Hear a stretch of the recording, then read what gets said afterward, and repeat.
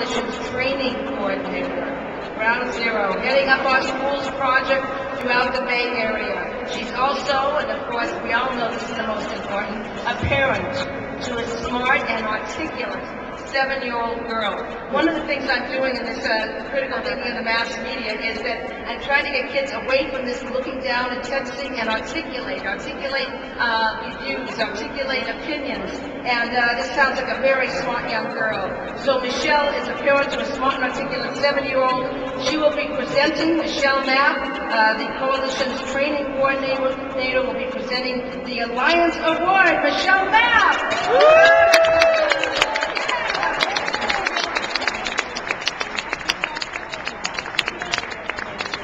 Going on 19. Yep, we know the feeling. Good evening, folks, and welcome. It is my profound honor to be giving this evening's Alliance Award to Eva Paterson. The decision to do this was not based solely on her accomplishments, and they are many. Nor was it based on the results of watching a video of her 20-year-old self debating the then Vice President of the United States, Girl Agnew, on national television. The poise, the confidence which she declared that he was making the nation afraid of its own children made me smirk. She is the president and founder of the Equal Justice Society. She co-founded and chaired the California Coalition for Civil Rights for over 18 years. For 8 years, she served as vice president for the ACLU's National Board and has served on the boards of Equal Rights Advocates and the San Francisco Bar Association. She's campaigned against such things as death penalty, juvenile incarceration, immigration rights, discrimination against LGBTQ people and our communities. She's a recipient of some more than 50 awards. Frankly, her resume reads like something that any great civil rights leader would be proud of. Her accomplishments and commitments to our community does not stop there. For example, in the process of writing this, I was told that on the morning before the court decision, there was a vigil held. Eva was up at 6 o'clock in the morning at a time when most of us were still in bed to go and attend this. My defining moment. I attended one of the many Prop 8 post rallies that took place, and I heard that she was going to be the keynote speaker, and I kind of smiled.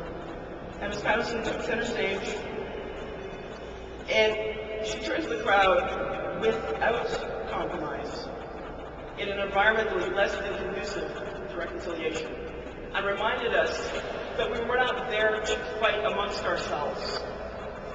We were there to fight against those that would harm us and harm our families. Without flinching or compromise, she explained Christianity as it pertained to the Black church. And at that time, it was a pivotal moment, because the Black church and the Black community were being held accountable for what happened with Prop 8. We were being blamed. She neither apologized nor defended it. She simply brought the 2 points of view together and brought them into perspective. And in that moment, defined the epitome of an ally. And in that moment, I became a fan. Please join me in welcoming to the stage the 2010 recipients of our Family Coalition's Alliance Award, Eva Paterson.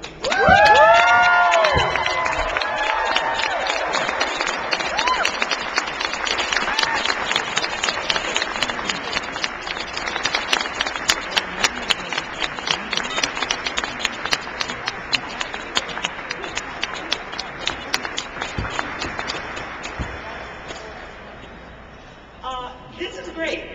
Thank you for having me. Judy Appel completely rocks.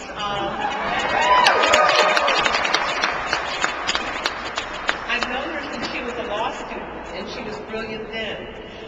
This last week, I was trying to think of what to say, and this last week has been really historic in this country. We've been around the healthcare debate.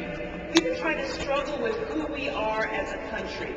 Are we a country where it's social Darwinism, survival of the fittest, if you can't afford health care, too bad? Or are we a different kind of a country? And I think we found that we're a little bit different kind of a country. And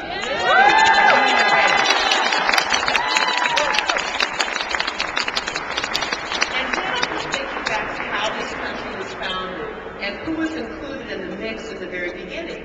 And it was primarily white male. I have nothing against white men. Some of my best friends are white men. But it was mainly white, male, Protestant, slave-owning, property-owning people. Those are the people who are really true Americans. Now, one of the things that I really was struck by in the healthcare debate was looking at who was up there kicking ass and taking names. Black president, female Speaker of the House, and even though some of the anti-healthcare women I wanted to slap, I was still glad to see them up there. You know what I'm saying? Because it didn't used to be people who looked like us who were up there making policy. And when I think about this organization, I think that you also bring another dimension to what it means to be an American, what it means to be truly part of the mix. And you're making sure that LGBTQ people are included in the whole mix. And the thing that I think most struck me when I was looking at the materials for your organization was the statistic that there are 70,000 kids in LGBTQ communities and families. And I think that's really very important. Now, all of us are political people, but at the end of the day, what's important is love, family, and connection. That's why we do what we do, so we can love who we want and be with who we want. And that's what this organization is doing. It's making us all feel comfortable and welcome and respected. And I think that's really, really very important. The other thing that I think that's important that this organization does is something that we call silo busting. People get in their little areas. I deal with LGBTQ issues. I deal with race. I deal with choice. I don't talk to anybody else. That's crazy. We've got to have, it really is, we've got to have a vision of a perfected world that includes all these things. And I remember standing outside of Senator Feinstein's office with the Our Family Coalition, yelling at something that she did or didn't do. We love her, but this is democracy. And realizing that our Family Coalition had busted out of its silo, and I think that's very, very important. I was in the bathroom getting nervous, because I get nervous before stuff like this. I'd much rather be exhorting people to the barricades, than getting awards. But it dawned on me another reason why I'm here. Somebody said that the left is a circular firing squad. Think about that image for a minute. We turn on each other in a minute. Now, I know this community was split around Proposition 8, and there are people pointing fingers, this person didn't do that, and that person's no good, and blah, blah, blah.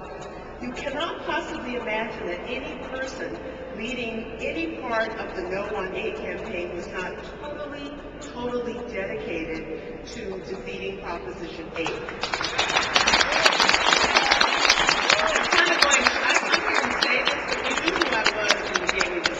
So you had to expect I'd say something like this. And I'm particularly thinking about my girl, Kate Kendall, who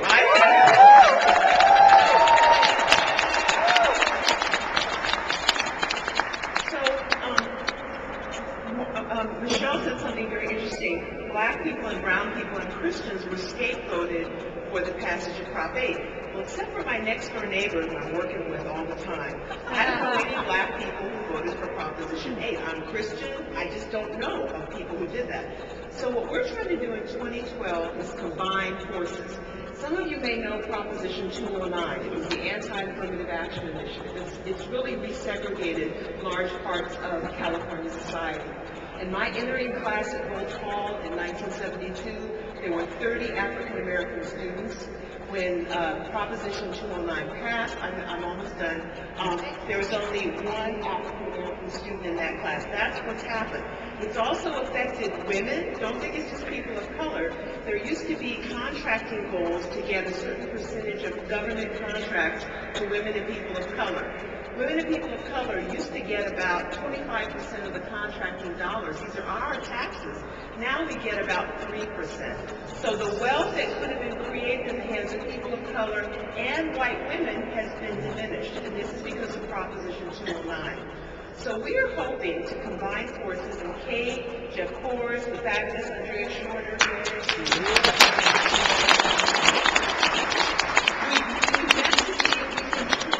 silo bust. Can we get people of color to vote to repeal Proposition 8? Can we get the LGBTQ community, as though those are always mutually exclusive, hello, can we get the LGBTQ community to come out, as it were, and repeal Proposition 209? We can get, think about it.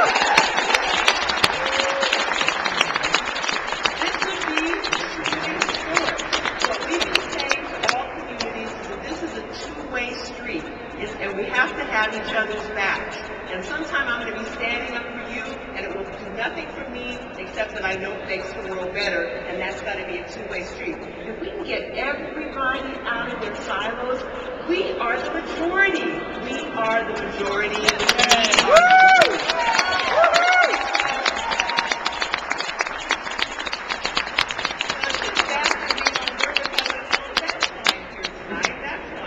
So it's all clear to me now. So we have to have each other's backs. There's a lot to do. It's also very important to take time to celebrate. Thank you, Grey Goose folks. Don't get too loaded. But thank you so much, and I'll see you at the barricades. Take care.